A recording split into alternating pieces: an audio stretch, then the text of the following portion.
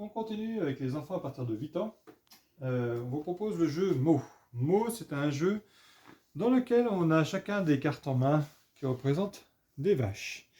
Ces vaches, en fait, elles vont nous permettre de composer un troupeau de vaches centrales qui va pouvoir être agrandi à chaque fois en mettant une carte soit plus petite, soit plus grande que le troupeau qui a déjà été commencé. À tout moment, on peut décider de ne pas continuer ou alors on ne peut ne pas continuer. Si on n'a pas les cartes adéquates, à ce moment-là, on récupère tout le troupeau. Le problème, c'est que sur chacune des vaches, il y a des mouches et le but, c'est d'avoir le moins de mouches possible. Donc là, à nous d'être le plus vache possible avec les autres pour les bloquer et essayer de faire en sorte que ce soit eux qui récupèrent tout le troupeau en question. On continue avec Perfect Shot. Perfect Shot, c'est un jeu dans lequel on incarne un photographe animalier, et on se retrouve en fait à devoir essayer d'estimer quelle planche on va devoir prendre, comme celle-ci, qui présente des trous, pour venir la superposer dans des environnements de manière à essayer de faire apparaître des animaux. Ça va être ces animaux-là qu'on va pouvoir prendre en photo et qu'on va pouvoir comme ça repositionner dans nos albums photos de manière à essayer de valider certains objectifs propres à chaque page de notre album. Donc à nous de gérer au mieux ces estimations pour marquer le plus de points possible. Ensuite, on vous propose Constellation, un jeu chez Djeco, qui est un jeu dans lequel on va devoir jouer de rapidité pour essayer de reproduire des constellations qui vont nous être proposées par les dés. On va lancer nos 3 dés, ça va nous indiquer les couleurs différentes. On a chacun un plateau sur lequel on a plein de points de couleurs différents. On a des grilles perforées et avec ces grilles perforées, on va devoir aller les disposer sur nos plateaux de manière à faire apparaître à chaque fois les 3 couleurs demandées par le dé à l'intérieur des 3 trous de chaque grille. Le premier à avoir réussi à déposer toutes ces grilles dans le plateau gagne les points de cette manche-là. On relance les dés, on refait une autre manche, à chaque fois ça donne des compositions différentes. Ensuite, nous vous proposons un escape game. Un escape game, cette fois, vraiment bien adapté pour les enfants de 8 ans, qui est en plus la particularité d'être rejouable à chaque partie. Donc cet escape game va présenter un plateau, des informations, des circuits et énormément de cartes énigmes à l'intérieur qu'on va pouvoir reproduire et recomposer à chaque partie de manière assez aléatoire. Et enfin, on propose un jeu pour l'extérieur, à savoir un très grand cerf-volant. Il fait 1,20 m sur 60 cm. Il y a 30 mètres de fil pour vraiment le lâcher bien comme il faut sur le bord de plage, dans des lieux vraiment bien aérés. Et on va pouvoir s'amuser comme ça à le faire voler de façon assez acrobatique. On poursuit avec notre sélection de livres à partir de 8 ans. Nous avons donc choisi pour commencer un documentaire autour des insectes. C'est un très bel album sur les insectes. Il y a plein d'informations. Les textes ne sont pas très longs, ce qui permet vraiment une lecture assez facile pour les jeunes lecteurs. On va aller butiner comme les abeilles de ci, de là, revenir sur un endroit, etc. L'originalité, la particularité de ce documentaire, c'est aussi que l'on a des informations par rapport à des propositions, des originalités, des particularités des insectes. Du coup, on découvre les insectes non pas par famille, mais par typologie, originalité de qui ils sont, de ce qu'ils sont capables de faire. Et donc, on va les associer les uns aux autres. C'est très riche, très intéressant et même pour nous adultes, c'est passionnant.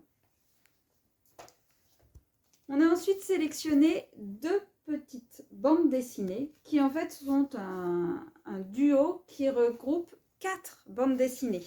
Donc 2 dans la première, 2 dans la seconde. Il s'agit des aventures de l'Hôtel Étrange. L'Hôtel Étrange, c'est un hôtel dans lequel vivent différents petits personnages. Humains et animaux cohabitent joyeusement et s'entendent à la perfection. Chacun a son caractère bien trempé, bien propre, timidité, audace, fou rire, etc. À la fin de chaque histoire, on a aussi une petite recette. Ça, c'est le petit plus sympathique. Et les histoires s'enchaînent avec beaucoup de plaisir. ceux qui aiment lire et rire, nous vous proposons Tout seul et Ados animaux, 2 romans à l'école des loisirs pour les premiers lecteurs. Tout seul, c'est l'histoire de 3 enfants qui doivent rester chez eux puisque les parents sont partis en vacances pour quelques jours, mais bien loin. Les parents ont prévu qu'Ariane, la cousine, la grande cousine, vienne s'occuper d'eux. Seulement voilà, Ariane a loupé son train et n'est pas là. Comment les 3 enfants de la famille vont-ils organiser leur séjour sans parents, sans adultes, et comment le petit dernier de 7 ans va-t-il arriver à surmonter ses peurs? Pour le deuxième, Ados animaux, on part dans un délire fou qui fera rire aussi bien les enfants que les adultes, car il s'agit en fait d'une jeune fille qui doit faire un exposé sur son animal de compagnie. Seulement voilà, elle n'a pas d'animal de compagnie.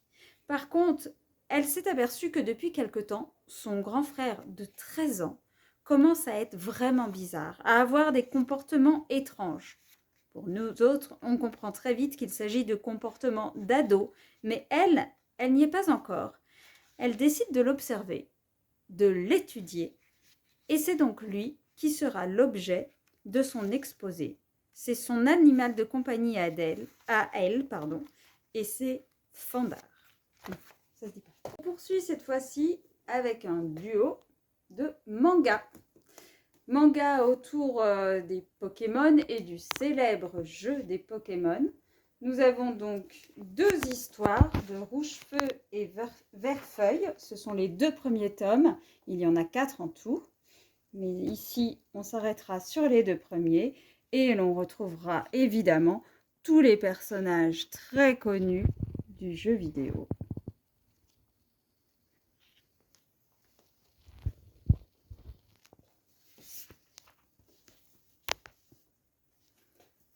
Enfin, 3 petites histoires de La Cabane. La Cabane, c'est vraiment une série qu'on aime beaucoup. La Cabane, en fait, c'est la cabane de Charline. Charline, ses parents ont divorcé et ne s'occupent pas aussi bien d'elle qu'ils ne s'en occupaient avant. En tout cas, c'est comme ça qu'elle le ressent.